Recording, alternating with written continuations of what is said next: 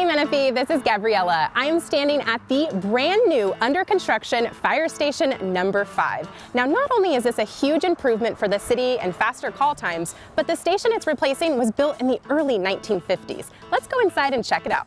Hey, Battalion Chief Law, how are you? Come on in. Thanks for welcoming me to the new station, number 5 here in Menifee. How exciting. Yes, absolutely. Gosh. Can't wait for it to be finished. And it's so gorgeous outside, but I think it's so important for the community to truly understand that besides the looks, this is doing a huge service to the community. Absolutely. The station down the road was literally built in the 1950s. 1950s, yes. So how important is it to have something like this here now? It's great to be able to update the technology, get out of the building that's, like I said, built in the 50s. Absolutely. Just a great thing for the troops, the city. Now let's take a little tour. For people watching, this is right when the public would come in, so if they have a need. Yep, so this would be what we call the watch office. Any questions, the public come in, this will be where staff would greet the public. Understood, okay, and let's get started here. So this will be your amazing office. So this will be the battalion chief's office and bedroom. Yep. Then we have the captain's office here in front of us. Okay, perfect. Another office here to the right. Okay. And I think it's important to note too, this is a construction zone right now. You guys are far from finished, so. We're still under construction. Hopefully by the end of December we'll be moving in. Okay, perfect. All right, well, how exciting. We have our fire communications division. They're running all the wiring for speakers, the fire radio, the alerting system for when they get a call. Okay. The tones will go off. Each bedroom has lights that'll turn on. Okay, and then we got the laundry facility here. The laundry room. Okay. I feel like we should highlight this beautiful space here. So moving into the day room kitchen. Wow, gorgeous. And so this will be kind of like your chill area, recliners. Yep. Television, recliner, the kitchen. Okay. At their current facility, this is it, right? Wow. This is probably bigger than what they currently have. Back in the 1950s, people were smaller. They were smaller, yes. So this makes sense to have this. Not as much stuff, absolutely. Yeah, but I mean, all the finishes that the architect chose and just everything just goes so beautifully together. So happy for you guys to be able to have this facility. Yeah, absolutely. Now walk us through the pantry. I know it's kind of silly, but I find it interesting as just an outsider looking in. Everybody kind of has a cubby, huh? So the pantry, yes, everybody, we base things off a 3-platoon system. Okay. So currently we'll have 3 personnel on duty every day. When we go to a 3-platoon system in a couple of years, that'll have 9 people assigned. Okay. 3 a day, but there'll be 9. So obviously we build things for 20 years from now where there could be 5 or 6 people on duty a day.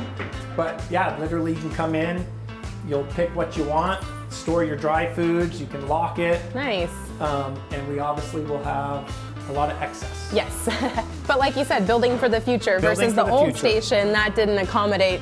No, we can barely accommodate the 3 people that are there. Now we're going into the, I guess, what, living quarters? So down the hall to the living quarters, restrooms, bedrooms. They'll have a gym. Yeah, let's take a peek in here. I know there's no equipment, but this is pretty cool. But this will be the gym area. Nice. Beautiful. Okay. Make it easy for that, just be a one-stop shop instead of having to go to the gym. Absolutely, and then if we go directly across and we'll into one of the, so times have passed and before COVID, a lot of our fire stations were built dorm style. Oh, okay. We'd have what we call Murphy beds. They just fold up into the wall, but it was just one big open sleeping room. Trying to go away from that, COVID kind of brought it to us to where now we go individual bedrooms. All right, so we saw the beautiful inside. Now it's time to show us the apparatus bay. Come on out to the apparatus bay. All right. Fairly big, which is amazing for us and for the old station. It was big enough for the fire engine only. Wow. So this is what we call a 3x2. Okay. So you'll see we have the 3 bay doors. Yep. We'd be able to park 2 fire engines back to back, why we call it the 3x2. Okay. The fire engine will be the only thing here for now, but again, we're trying to build for future growth. No, totally, makes sense. We have a reserve truck in the department that'll probably get parked here. Okay. Engine 5 will be here, and then who knows what the future holds. But we have the ability to bring more equipment in and be able to put it in the apparatus bay. So what's this? So the first thing, so this is the Plime Event system. Okay. being health conscious, this system allows us when they're pulling back into the station from a call, Okay. the firefighter will get out. This hooks in onto the exhaust pipe of the engine. And then once it's hooked up, they drive in, it stays connected. So when they go to leave and they start the engine up, it allows them for all the exhaust to be captured, sent out through the roof And let instead it of being run. in here. Yeah. And then this pipe will kick off as they're pulling out the front. All right, so behind us is a huge improvement. Huge improvement from Tell the us old about station. this. It's a 1,000-gallon diesel fuel tank. Station 5 was the only station in the city that didn't have its own fuel. So it would either have to leave its response area and go over to one of the other stations to get fuel, or down to the gas station and put it on the department credit card. So it keeps them here, keeps them close to their response area. Now, as battalion chief, obviously aside all of the pretty beautiful stuff this station is going to offer, what does this mean for the community? A lot. I mean, it gets us out of the station that they've been in since the 1950s. I think it'll give us better response times as the city grows. It allows us the opportunity to bring in more equipment, more personnel. Moving out of a station that was built in the 50s to now, just the cost benefit to the citizens that actually pay Yes. for the building to be here. Everything will be energy efficient, and we don't have that at the new fire station.